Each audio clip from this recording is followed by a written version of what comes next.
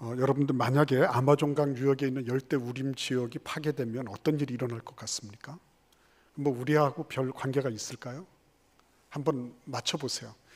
소리는 지르지 않더라도 속으로 아마존강에 있는 열대 우림 지역, 거기에 무려 3,900억 그루의 나무가 심겨져 있답니다. 그 너비는 약 700만 평방킬로미터라서 미국의 49개 주를 함께 합친 것 같은 그런 너비예요. 근데 여기에서 지금 매년 17만 평방킬로미터, 우리나라 한반도의 4분의 3 정도 되는 그 열대 우림이 파괴되고 있습니다.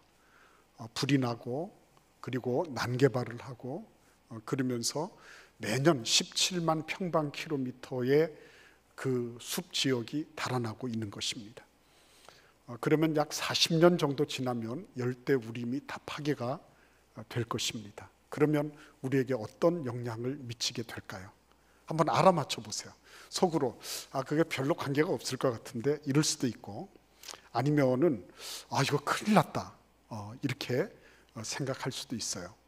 만약에 여러분이 나하고 별로 관계가 없다라고 생각하시면 폐가 점점 지금 없어지고 있다라고 생각하시면 돼요. 나에게 허파가 점점 없어지고 있다 이렇게 생각하시면 돼요. 이 아마존강 유역의 열대 우림 지역은 전 세계 산소의 약 20% 정도를 공급하고 있는 말 그대로 이 지구상의 허파와 같은 그런 존재라고 하는 것입니다.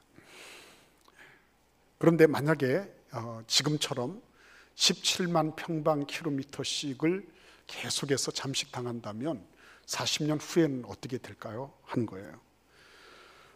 거기에 대해서 어떤 학자는 이런 얘기를 했습니다. 공기 중에 산소의 성분은 21%라고 합니다.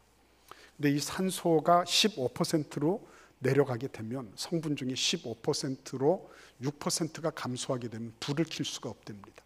아무리 성냥을 그어도 불이 켜지지가 않는 거예요. 그런데 열대 우림 지역, 아마존 열대 우림 지역이 다 달아나 없어지게 되면 산소 포화도가 산소 성분이 17%에 달하게 된다는 것입니다. 불 피우기가 어렵게 된다는 얘기겠죠. 그러니까 아마존 강의 그 얘기가 먼 얘기가 아니라 우리에게 직접적인 영향을 미칠 수 있다고 하는 것입니다. 우리가 볼 때 우리 교회가 왜 이 지역에 있을까 하는 것입니다.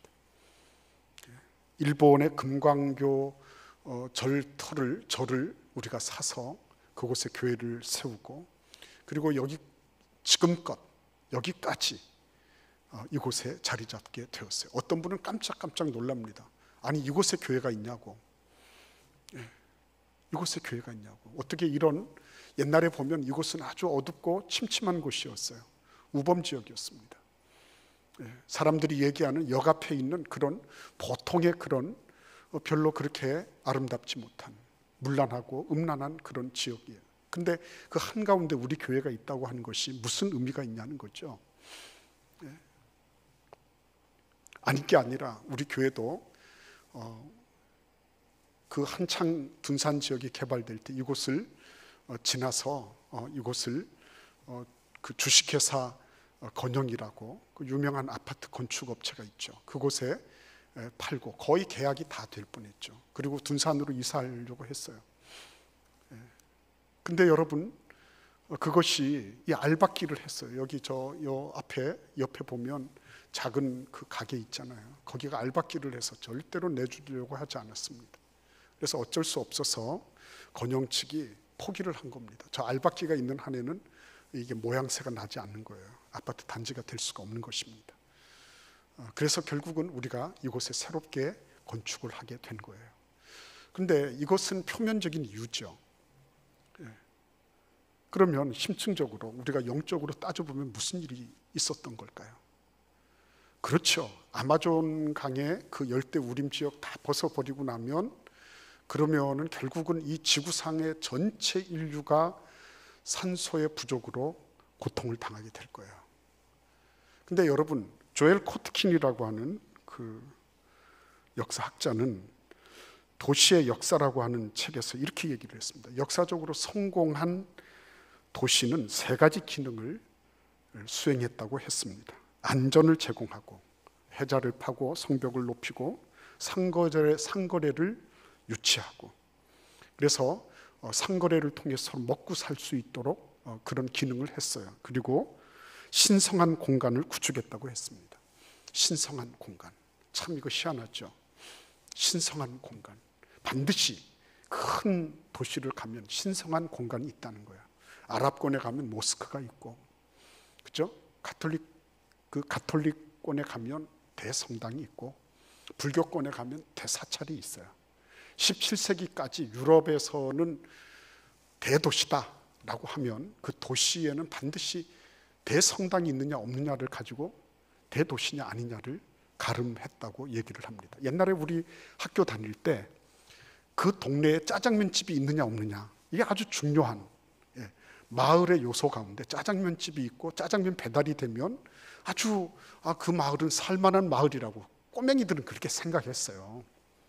그것과 마찬가지로 뭔가 신성한 공간이 있다라고 하는 것은 마치 우리 몸에 허파가 있어서 들숨과 날숨을 통해서 이산화탄소와 산소를 교환하는 것과 마찬가지로 이 어둡고 침침하고 캄캄한 흑암의 그런 오염된 도시에서 신성하고 거룩한 호흡을 할 수 있도록 하는 그런 하늘의 신령한 공기를 받고 그것을 분배해 주는 그런 허파의 역할을 한다고 하는 거죠.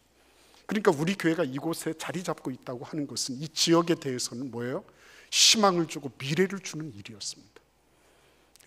우리가 이 지역에서 오고 가면서 이 지역에 마치 허파 꽈리 안에 그 산소가 들어가고 이산화탄소가 나오고 하는 이런 들숨과 날숨을 허파가 수행하는 것과 마찬가지로 우리가 들고 나면서 이 도시에, 이 지역에 그런 역할을 하도록 하나님이 만들어 놓으신 거예요. 오늘 우리 본문에 보면 그런 역할을 수행하는 곳이 있었다고 말합니다. 모압과 암몬과 그리고 마온 사람들 연합군이 남유다 왕국을 기습 공격해 왔습니다. 엔게디까지 쳐들어왔습니다. 콤미트까지 왔습니다. 여호사밧 왕은 그때 갑자기 이거 어떻게 하면 좋나, 그래서 그가 성소에 들어갔다고 했습니다. 여러분, 오늘 이 말씀 속에서 우리가 몇 가지를 생각해 봐야 됩니다. 믿음으로 산다고 해서 모든 것들이 다 해결되는 건 아니라고 하는 것을 우리는 배우게 돼요. 맨 먼저 여호사밧은 부지런한 왕이었고 믿음으로 살았던 몇 안 되는 남유다 왕국의 왕이었어요. 그는 견고한 성읍에 상비군을 주둔시키고 아버지 아사왕 때 점령했던 에브라임 산지 땅을 군사기지로 만들었습니다. 그러나 현실에 충실한 삶을 사고 신앙적으로 올바른 삶을 살았다고 해서 모든 것을 통제할 수 있는 것은 아니라는 것을 오늘 이 사건을 통해서 하나님은 우리에게 말씀해 주고 계신 것입니다. 여러분, 내가 예수 믿는다고 해서 병에 안 걸리거나 무슨 문제가 없거나 사업이 다 잘 되거나 그런 건 아니에요. 뭔가 내가 통제할 수 없는 부분이 있다는 것을 우리는 이 말씀을 통해서도 다시 한번 배우게 됩니다. 두 번째는 3절 말씀을 보십시오. 여호사밧이 두려워했다고 했습니다. 믿음으로 산다고 해서 두려움이 없다, 그렇죠? 그러면 참 좋은데 그런 수도 있지만 대부분 경우에 두려움마저 없을 수는 없는 것입니다. 두려움이 생기는 것은 믿음의 부재라고 그렇게 함부로 정죄하지 마시기를 바랍니다. 두려움이 없으면 더 좋겠죠. 그러나 그 두려움 때문에 주님께로 나아갈 수 있다면 하나님 없이 무모한 배짱을 내미는 것보다 천배 만배 유익한 것이 될 것입니다. 두려워할 수 있습니다. 그러나 그 두려움에 대한 올바른 대응책이 필요한 거지, 두려움마저 없으라고 한다고 하는 것은 그거는 무리가 있는 말이라고 하는 것입니다. 4절을 보십시오. 유다 사람이 여호와께 도우심을 구하려 하여 유다 모든 성읍에서 모여왔다, 이렇게 말하고 있습니다. 그리고 여호사밧은 금식을 선포했습니다. 온 유다 백성들에게 금식을 선포하고 있는 모습을 봅니다. 여러분 생각하십시오. 믿음으로 산다고 해서 하나님과 나만의 관계로 끝낼 수 있는 부분이 다가 아니라는 것입니다. 믿음은 매우 개별적입니다. 그렇지만 때로는 매우 그것이 공동체적이고 집단적일 수 있다는 것을 기억해야 됩니다. 개인의 기도가 중요한 것처럼 때로는 온 가족의 기도, 온 교회의 기도, 전 국민적 기도가 요청될 때도 있다고 하는 것입니다. 나 혼자 잘하면 되고 나 혼자 천국 가면 되고 하는 이런 사고방식은 아직까지 자신만의 여유가 있을 때 하는 말입니다. 나 혼자만의 힘으로 되지 않을 때, 그때 내 옆에 있는 누군가가 필요한 것입니다. 그게 신앙생활의 모습 아니에요. 그래서 구역에 혹은 중보기도실에 기도를 요청하게 되는 것이고 온 교회에 기도를 요청하는 것입니다. 매우 자연스러운 현상입니다. 요나라고 하는 사람 아시죠? 자기 의로 만만했던 사람이에요. 그래서 하나님의 전체적인 뜻을 그는 무시했습니다. 그리고는 니느웨로 가야 될 것을 다시스라고 하는 곳으로 바꿔 탔습니다. 덕분에 다시스 행에 그 배에 탔던 다른 사람들, 요나 때문에 죽을 뻔한 고비를 넘기고 이만저만한 민폐를 끼친 게 아니었어요. 여러분, 나 혼자 천국 가고 나 혼자 잘 되고 나 혼자 복 받고 나 혼자 뭘 하고 다른 사람들은 별 관계가 없어요. 매우 위태로운 결과를 초래할 수 있는 것입니다. 개인의 믿음이 중요한 것처럼 나를 포함한 우리의 믿음도 중요한 것임을 알아야 되는 것입니다. 내가 살아가는 그 길이 중요한 것처럼 우리가 살아가는 것도 매우 중요한 거예요. 포괄적 차별금지법을 왜 우리가 반대합니까? 정파와 정견을 달리해도 반대하는 이유가 어디에 있습니까? 그것이 나라와 민족과 교회의 앞날을 아주 심각하게, 아주 저열하게 그것이 파괴할 것이 뻔하기 때문입니다. 그래서 우리는 그것을 반대하는 것입니다. 나는 괜찮아. 나는 이래도 저래도 괜찮아. 안타까운 모습이에요. 여호사밧은 이것을 개인적인 차원에 그냥 내버려 두지 않았습니다. 전 국민적인 기도를 요청했습니다. 그것도 금식 기도를 요청했습니다. 요청하면서 그가 지금 어디에 서 있는지 우리 5절 말씀을 함께 읽어보도록 하겠습니다. 여호사밧이 여호와의 전 셋들 앞에서 유다와 예루살렘의 회중 가운데 서서 이렇게 말하고 있습니다. 셋들이라고 얘기하고 있습니다. 그러면 헌들이 있었겠네요. 맞습니다. 헌들이 있었어요. 이전에 솔로몬 시대에 축조했던 만들었던 뜰이 있었습니다. 근데 셋들이라고 하면 무슨 얘기를 할까요?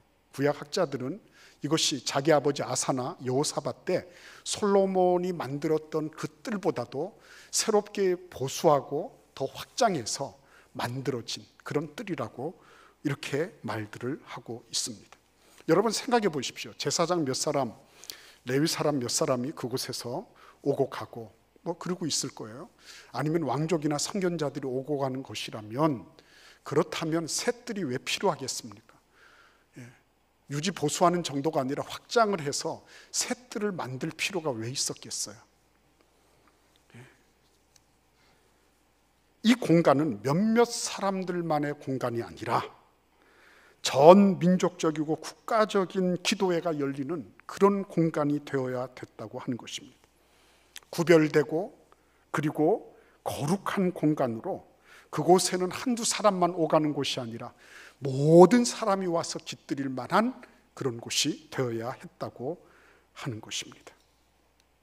그러니까 여러분, 이 뜰, 새 뜰은 말 그대로 온 가족, 온 교회, 온 사회의 사람들이 함께 모이는 그런 곳으로 하나님께서 예비하고 계셨다고 하는 것입니다.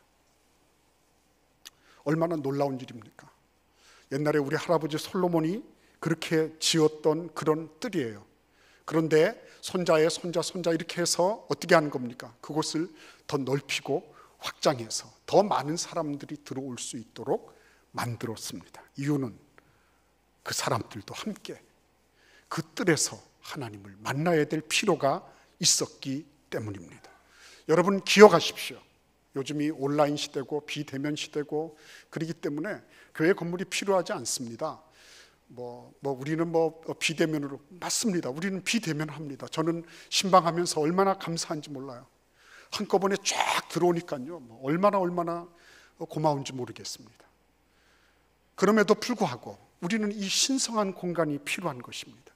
미국의 라이프닷컴 처치라는 그런 유튜브 교회가 있어요. 그곳은 건물이 없습니다. 사역자가 있고 그리고 유튜브를 통해서 모여든 그런 분들이 있을 뿐이에요. 그런데 이 라이프닷컴 처치가 그러면 유튜브 활동으로만 끝나는 거냐? 그렇지 않다는 것입니다. 그 유튜브 활동을 통해서 교회로 함께 온라인을 통해서 들어왔죠. 그러면 여러분들 각 지역 교회로 가십시오. 그게 마지막 고울이에요. 마지막 목표입니다. 왜 그렇습니까? 하나님께서 우리에게 살과 피로 육신으로 우리에게 오셨기 때문입니다. 우리는 그분을 만나고 그분을 붙잡고 그분의 냄새를 맡고 그분을 느끼고 그분을 직접 목도하고 경험하는. 그래서 여러분 우리는 비대면도 활성화해야 되지만 우리는 대면적인 삶을 살아가는데도 우리는 매우 깊은 관심을 가지고 있는 것이 하나님께서 우리의 교회를 만들어주신 그런 목적이라고 하는 것입니다.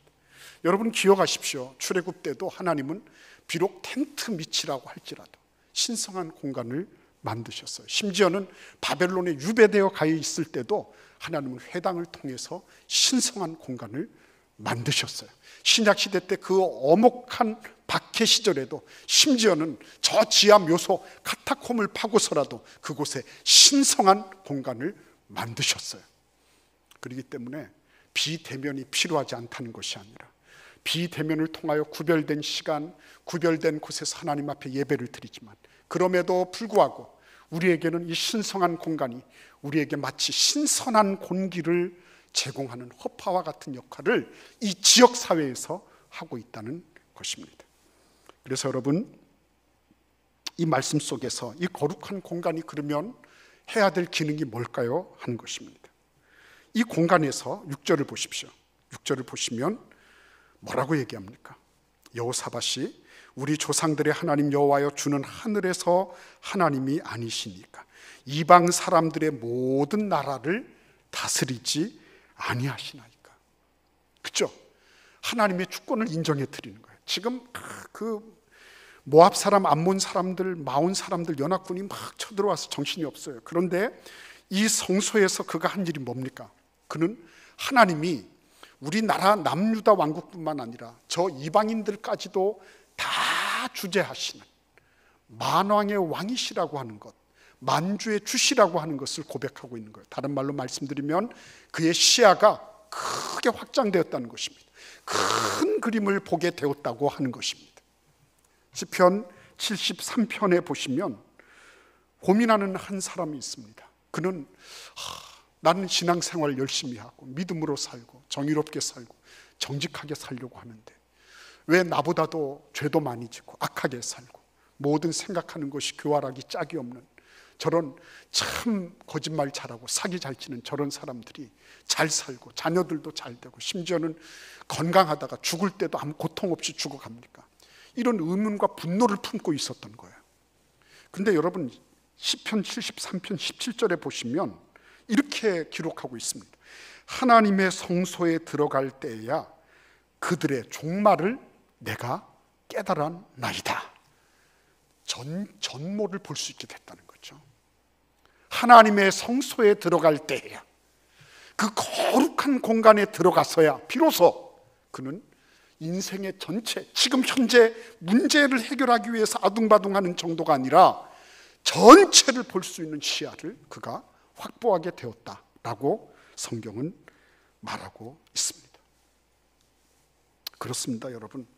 성소에 들어갔을 때야 이 세상의 삶에 아둥바둥하면서 때로 화나고 분노하고 때로는 실망하고 좌절하면서 이렇게 있다가 주님 앞에 나와 말끔하게 예수의 피로 깨끗하게 정결함을 받고 그리고 하나님의 어떠하심을 내가 알아가고 있다는 거, 얼마나 큰 복입니까? 내 시야가 지금 현재 아둥바둥하는 지금 현재에 묶여있지 않고 영원 전부터 영원 후까지 함께 하시는 하나님의 그 놀라운 은혜에 내 시야가 함께 확장되고 있는 것을 누리는 것이 얼마나 큰 복입니까?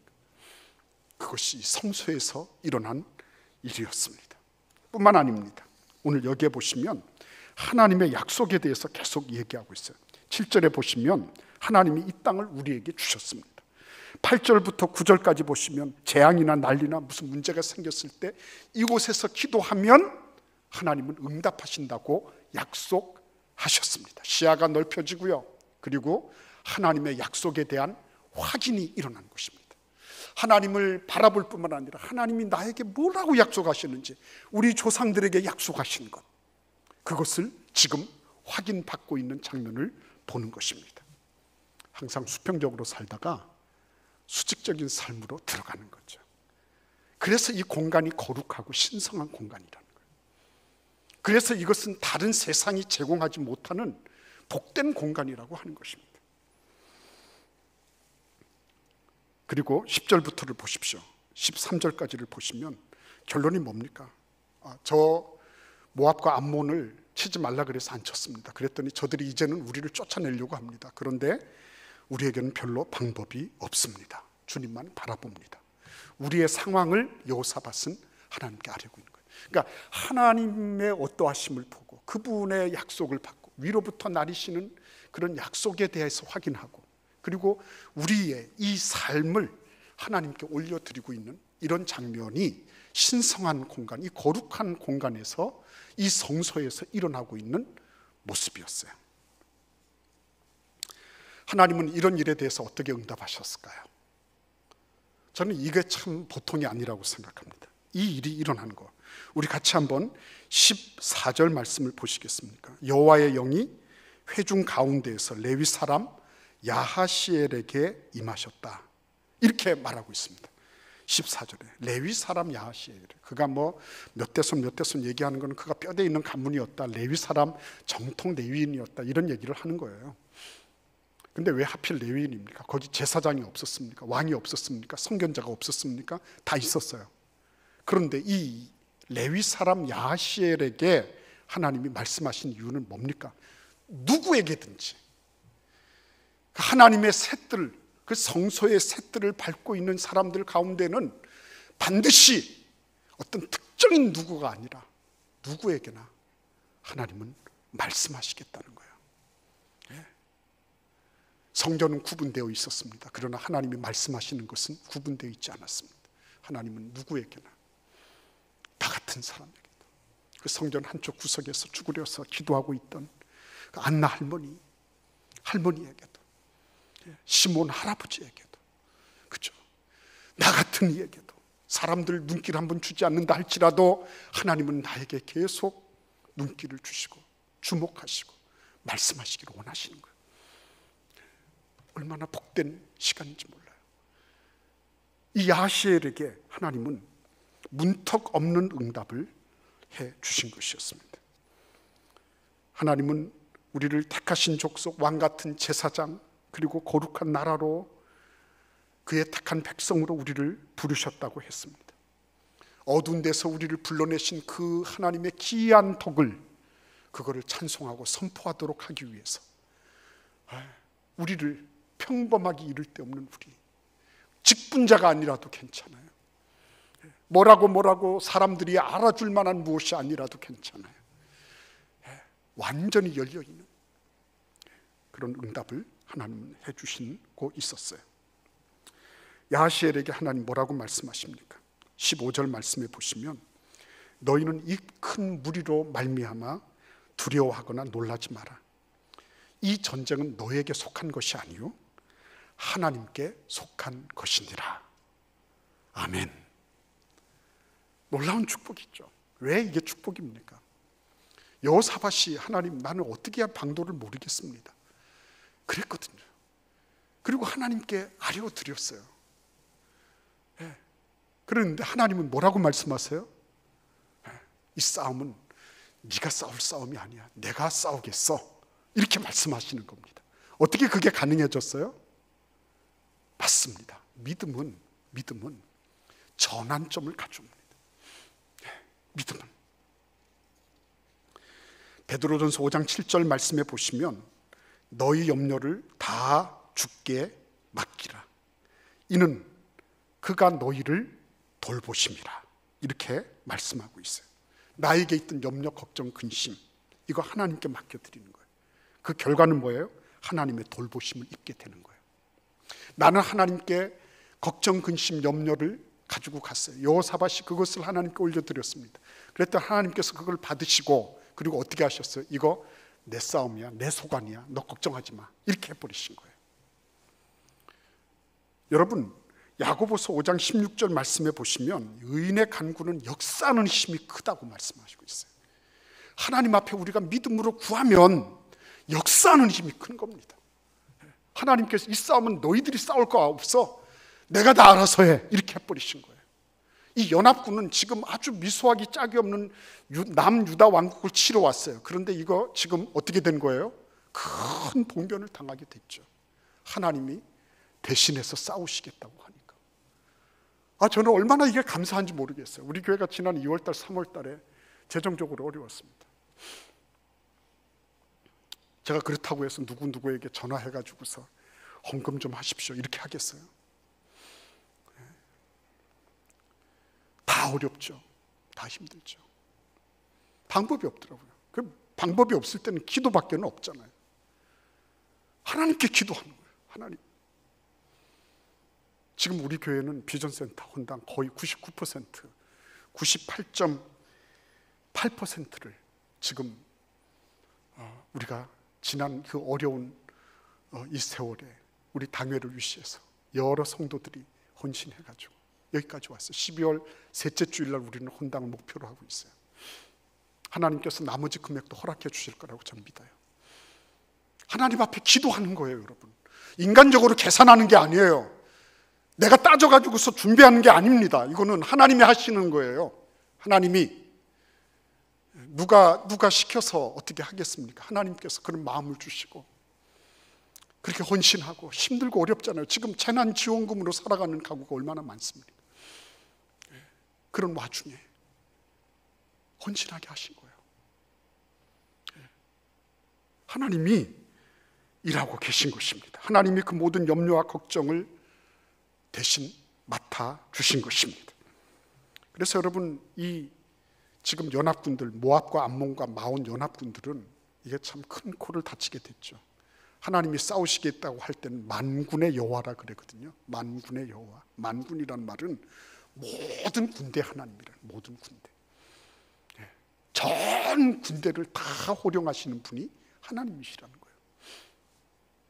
근데 지금 남유다 왕국을 치러 왔는데 이게 지금 뭐예요?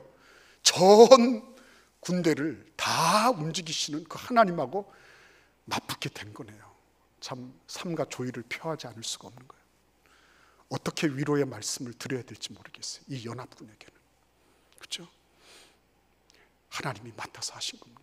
그래서 우리는 묵상을 통해서 알고 있어요. 결과가 어떻게 돼요? 모압이 암몬을 치고, 암몬이 모압을 치고, 살아남은 사람들이 마온을 치고, 이래가지고 거기에서 살아남은 사람들이 아무도 없는, 완전히 전멸되는, 스스로 자중질환에 빠져서 서로 치고받아서 끝내버린 거예요.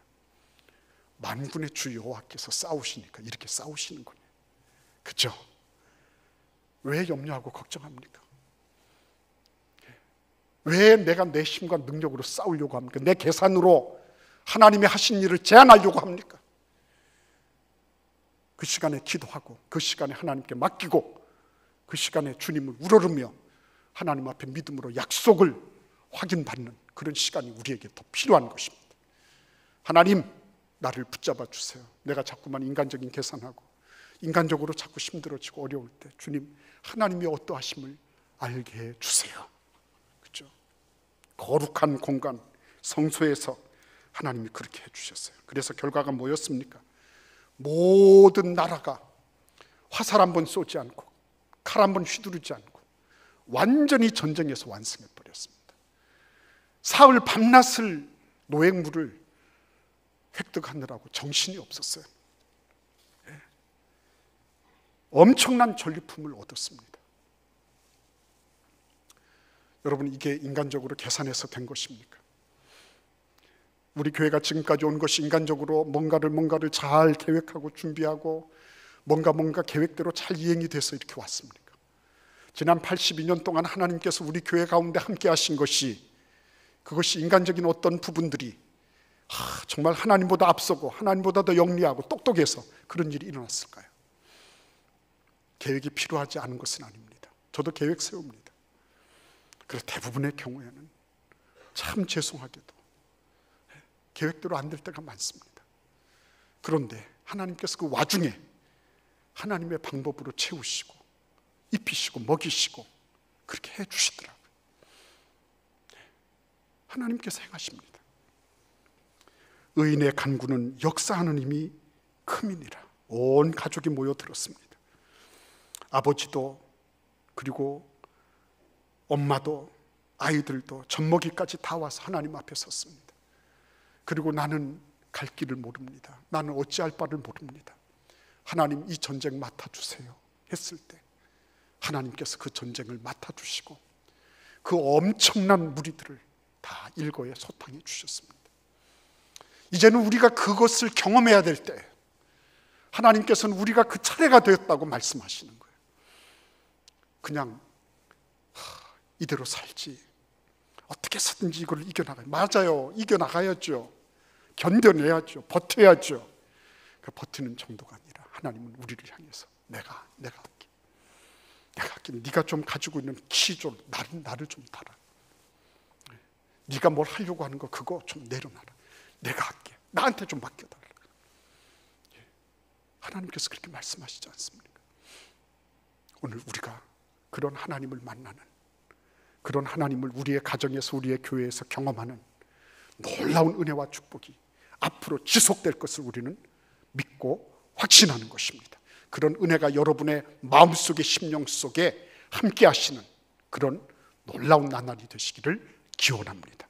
기도하겠습니다. 고마우신 하나님, 믿음으로 살지 못하고 믿음으로 고백하지 못하고 내 계산과 내 경험 안에 하나님을 가두려고 했던 것을 불쌍히 여기시고 우리 하나님의 그 크시고 놀라운 역사를 바라보며 주님께서 행하시는 일을 온전히 의뢰하고 맡기는 믿음의 사람들로, 믿음의 공간에서, 믿음의 시간에 우리가 다 함께 역동적으로 움직이는 우리 대전 제일 공동체가 되게 하여 주옵소서. 예수님의 이름으로 기도하옵나이다. 아멘.